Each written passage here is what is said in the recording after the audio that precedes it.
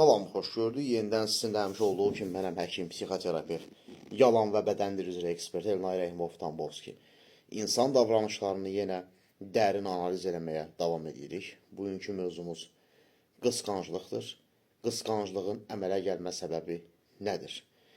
Ümumiyyətlə qısqanclıq itirmə qorxusu ilə bağlantılıdır. Yəni itirmə qorxusu olmadan heç bir zaman, heç bir şəkildə qısqanclıq meydana gələ bilməz.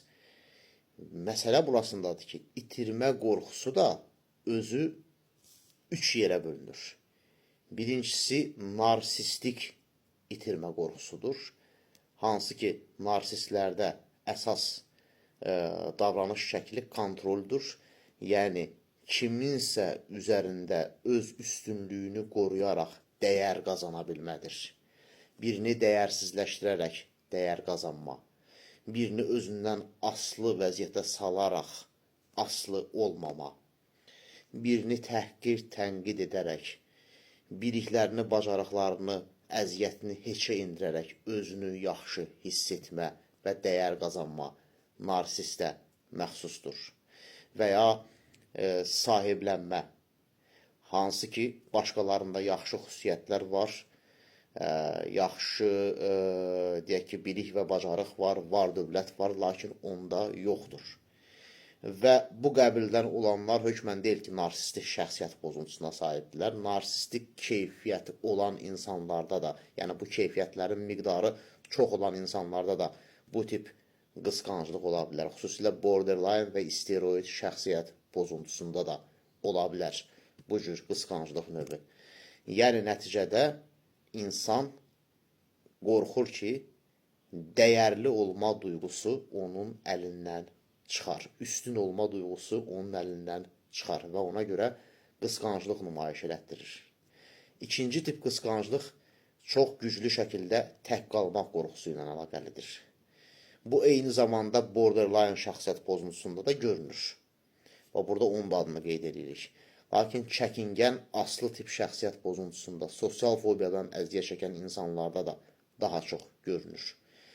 Onlar hər zaman qorxurlar ki, tərk edilərlər, rədd olunarlar, yəni tək tənha həyatlarını başa vurarlar.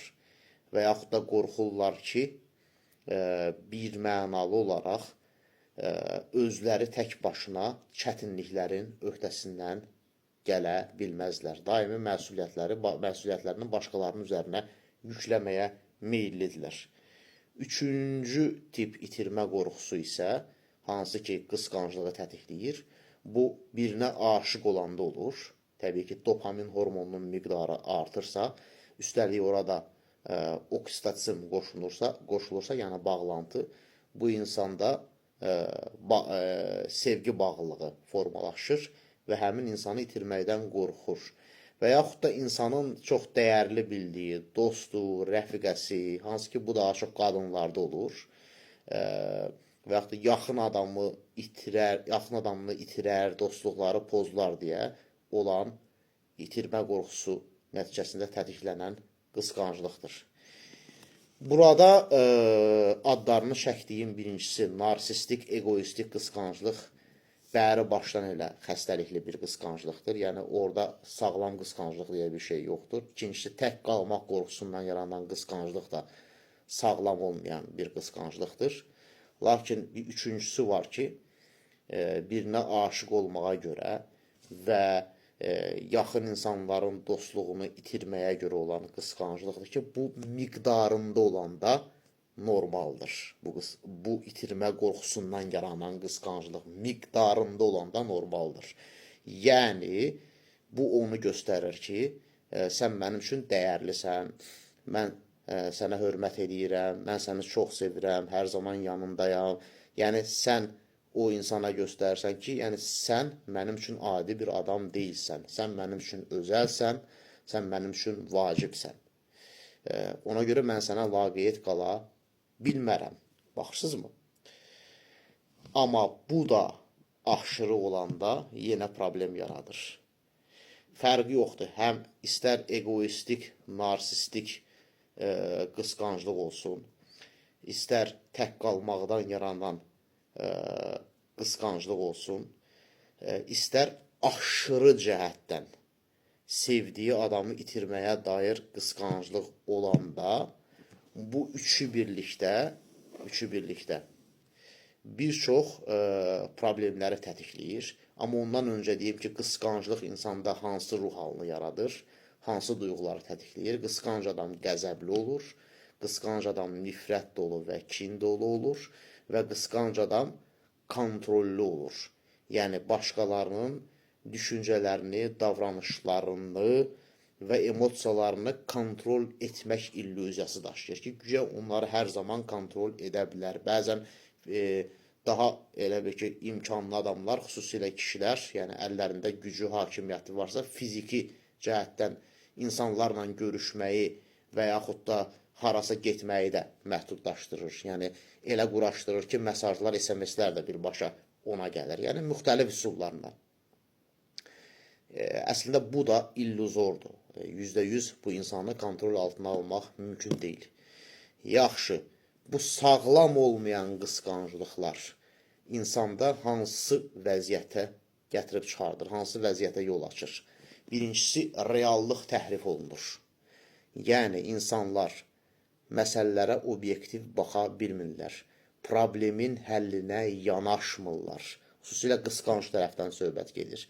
Yəni, problem əksinə gündəm olur və bir insanın zəiflikləri, utandığı şeylər, keçmişdə elədiyi səhvlər, günahlar həmin insanın üzünə vurulur.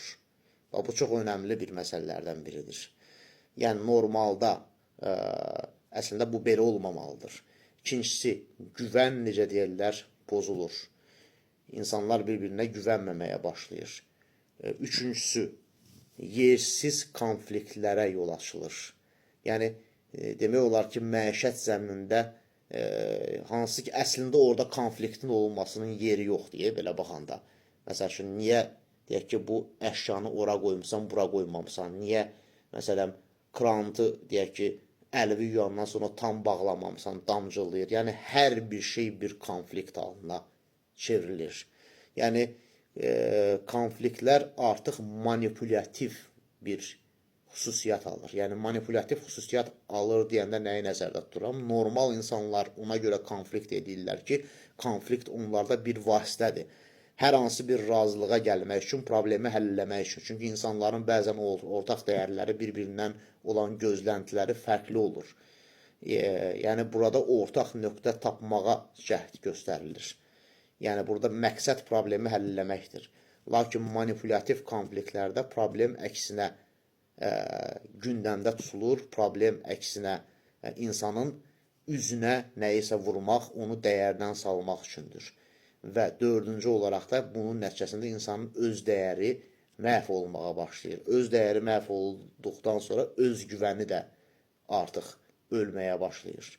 Öz güvən ki öldü, artıq insanlara və həyata dair inanclar da negativ istiqamətdə dəyişir. İnsan demək olar ki, gələcəyi görə bilmir. İnanmır ki, gələcəkdə lap ondan ayrılsam belə yaxşı münasibət quracam. Hətta o dərəcədə elə bir vəziyyətə gəlir ki, yaxşı bir hadisənin olması belə onu qorxudur ki, birdən bunun nəticəsində başqa bir pis hadisə meydana gələ bilər. Hətta yeni bir münasibət quranda, hətta o insan, yeni insan yaxşı olsa belə vəziyyəti elə yaradır ki, axı o insan öyrəşib axı negativ emosiyaları hiss eləməyə. Yəni, hadisələri elə düzür qoşur ki, özündən daslı olmadan, şuuraltı olaraq o negativ emosiyaları yenidən hiss eləsin və həmin insanı əksinə negativə doğru təhrik eləsin, xəyanətə